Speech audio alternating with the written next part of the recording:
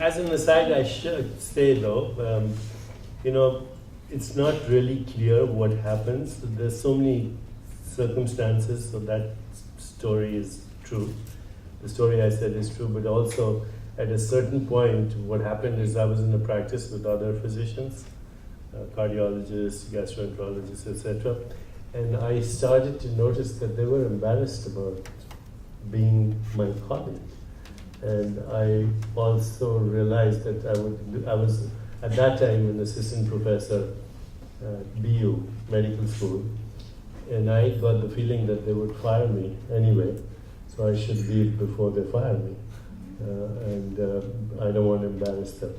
So at that time I met another friend of mine who's long since passed, and he invited me to California, and I left.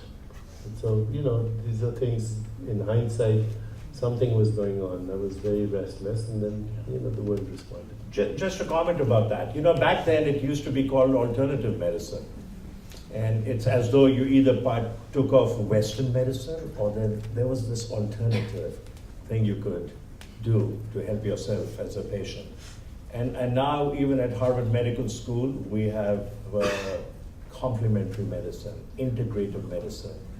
Deepak comes and gives a talk every year at a course that I direct with a colleague of mine, Martin Abramson, who's at the Joslin, the world famous diabetes center. And about 12 years ago, the chairman of medicine at the Bethesda Deaconess Medical Center, where I have my clinical appointment, said, Sanjiv, we should invite your brother to give a keynote and see if he could talk about spirituality and healing in medicine. And I said to him, I said, Bob, I wouldn't feel comfortable with that. That's like nepotism. But you can invite him. And he invited him, and now Deepak's been coming for the last 10 or 12 years and doing a session about 2.5 hours, spirituality and healing, more recently, super brain, beyond brain. And I sit in the front row on the side, and I'm very proud of my brother.